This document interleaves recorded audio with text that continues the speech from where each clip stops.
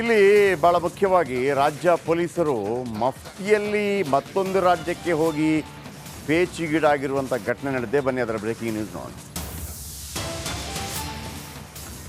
ಉತ್ತರ ಪ್ರದೇಶದಲ್ಲಿ ಪೇಚಿಗೆ ಸಿಲುಕಿದ ರಾಜ್ಯ ಪೊಲೀಸರು ಹಿರಿಯ ಅಧಿಕಾರಿಗಳ ಎಡವಟ್ಟಿನಿಂದ ಸಿಬ್ಬಂದಿ ಪೇಚಿಗೆ ಸಿಲುಕಿದ್ದಾರೆ. ಯೂಟ್ಯೂಬರ್ ಒಬ್ಬ ಆತನಿಗೆ ನೋಟಿಸ್ ನೀಡಲು ಹೋಗಿ ಈ ನಮ್ಮ ಕರ್ನಾಟಕ ಪೊಲೀಸರು ಎಡವಟ್ಟು ಮಾಡಿಕೊಂಡಿದ್ದಾರೆ. ಯೂಟ್ಯೂಬರ್ಗೆ ನೋಟಿಸ್ ನೀಡಲು ಹೋದಾಗ ಎಡವಟ್ಟು ನೋಡಾದಲ್ಲಿರುವ ಯೂಟ್ಯೂಬರ್ ಅಜಿತ್ ಭಾರತಿ ಬೆಂಗಳೂರಿನಲ್ಲಿ ದಾಖಲಾದ ಕೇಸ್ನಲ್ಲಿ ನೋಟಿಸ್ ಉತ್ತರ ಪ್ರದೇಶಕ್ಕೆ ಹೋಗಿದ್ದಾರೆ. ಅಲ್ಲಿ ಲೋಕಲ್ ಪೊಲೀಸರಿಗೆ ತಿಳಿಸಬೇಕು.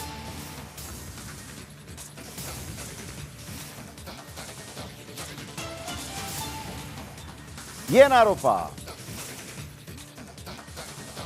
ಇಂಡಿ ಮೈತ್ರಿಕೂಟ ಅಧಿಕಾರಕ್ಕೆ ಬಂದರೆ ಮಂದಿರದ ಜಾಗದಲ್ಲಿ ಮಸೀದಿ ನಿರ್ಮಿಸಲು ಚಿಂತನೆ. ರಾಹುಲ್ ಗಾಂಧಿ ಈ ಬಗ್ಗೆ ಹೇಳಿದ್ದಾರೆ. ಹೀಗಂತ ಎಕ್ಸ್ನಲ್ಲಿ ವಿಡಿಯೋ ಅಪ್ಲೋಡ್ ಮಾಡಿದ್ದ ಆರೋಪ ಅಜಿತ್ ಭಾರತಿ ಯೂಟ್ಯೂಬರ್. ಇದರ ವಿರುದ್ಧ ಕಾಂಗ್ರೆಸ್ ಮುಖಂಡ ಬೋಪಣ್ಣ ಒಂದು ಕೇಸ್ ದಾಖಲು ಮಾಡಿದರು. BK ಬೋಪಣ್ಣ ನೋಡಿ, ಇವನೇ ಅಜಿತ್ ಭಾರತಿ. ಸೊ ಇವನಿಗೆ ನೋಟಿಸ್ ಕೊಡೋದಕ್ಕೆ ಇಲ್ಲಿಂದ ಹೋಗಿದ್ದಾರೆ. ಹೋಗಬಾರ್ದು ಅಂತ ಏನಿಲ್ಲ, ಆದರೆ ಅಲ್ಲಿಯ ಲೋಕಲ್ ಪೊಲೀಸರಿಗೆ ಮಾಹಿತಿ ಕೊಟ್ಟು ಹೋಗಬೇಕು. ಅವನೇನು ಹೇಳಿದ್ದಾನೆ, ಅವನು ಕೇರೆ ಮಾಡಿಲ್ಲ. ಮೊದಲು ನೋಟಿಸ್ ಕೊಡಿ, ನಂತರ ನೋಡೋಣ ಅಂತ ಹೇಳಿದ್ದಾರೆ.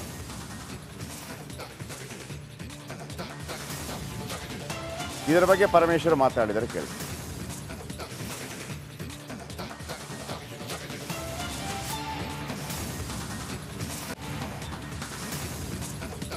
ಅವರು ಮಫ್ತಿಯಲ್ಲಿ ಹೋಗಿದ್ದಾರೆ. ಅವರು ಇನ್ಫಾರ್ಮ್ ಮಾಡಬೇಕಾಗಿತ್ತು, ಮಾಡಿಲ್ಲ. ಆಮೇಲೆ ಅಲ್ಲಿ ನಡಿ ಈಗ ಶುರು ಮಾಡೋಣ.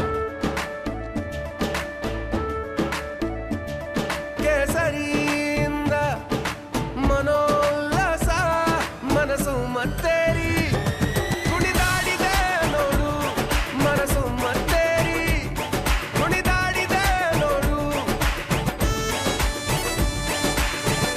ಕ್ಷಣ ಕ್ಷಣವೂ ಆಚರಿಸಿ ಕೇಸರಿ ಹಬ್ಬ. ವಿಮಲ್ ಬಾಯಲ್ಲಿ ಹೇಳಿ ಕೇಸರಿ. ಹೋದ್ಮೇಲೆ ತಿಳಿಸಿ ಅವ್ರ ಸಹಾಯವನ್ನು ತಗೊಂಡು ಅವ್ರು ಹೇಳಿದ್ದಾರೆ, ನೀವು ನೋಟಿಸ್ ಕೊಡಿ, ಏಕ್ದಮ್ ವಾರಂಟ್ ಇಲ್ಲದೆ ಅರೆಸ್ಟ್ ಮಾಡೋಕ್ಕೆ ಹೋಗಬೇಡಿ ಅಂತೇಳಿ ಅವರಿಗೆ ಹೇಳಿದ್ದಾರೆ. ನೋಟಿಸ್ ಕೊಟ್ಟು ಈಗ ಬರ್ತಾರೆ. ನೋಟಿಸ್ ಆದಮೇಲೆ ಅವರು ಮತ್ತೆ ಏನಾದರೂ ಅವರು ಇಲ್ಲಿ ಬಂದು ಅಪಿಯರ್ ಆಗದೆ ಹೋದರೆ, ನೋಟಿಸಿಗೆ ರೆಸ್ಪಾಂಡ್ ಮಾಡದೆ ಹೋದರೆ ವಾರಂಟ್ ಕೇಳಿಕೊಂಡು ಆಮೇಲೆ ಹೋಗಿ ಅರೆಸ್ಟ್ ಮಾಡ್ಕೊಂಡು ಬರ್ತಾರೆ. ಇಲ್ಲಿ ಕೆಲವು ಸಂದರ್ಭದಲ್ಲಿ ಇಂಥದ್ದೆಲ್ಲ ಕನ್ಫ್ಯೂಷನ್ ಆಗುತ್ತೆ. ಅಲ್ಲ, ಏನು ತಪ್ಪೇನು ಮಾಡಿಲ್ಲ ಅವ್ರೇನು ತಪ್ಪೇನು ಮಾಡಿಲ್ಲ ಅವರು.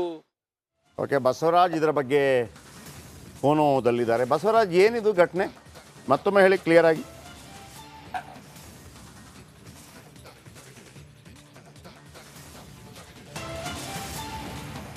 ಬಸವರಾಜ್, ಧ್ವನಿ ಕೇಳ್ತಾ ಇದೆಯಾ?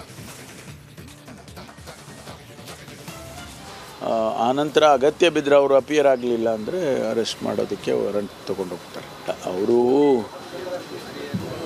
ಮಫ್ತಿಯಲ್ಲಿ ಹೋಗಿದ್ದಾರೆ.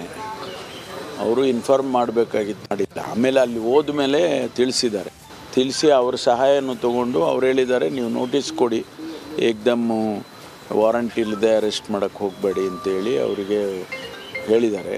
ನೋಟಿಸ್ ಕೊಟ್ಟು ಈಗ ಬರ್ತಾರೆ. ನೋಟಿಸ್ ಆದಮೇಲೆ ಅವರು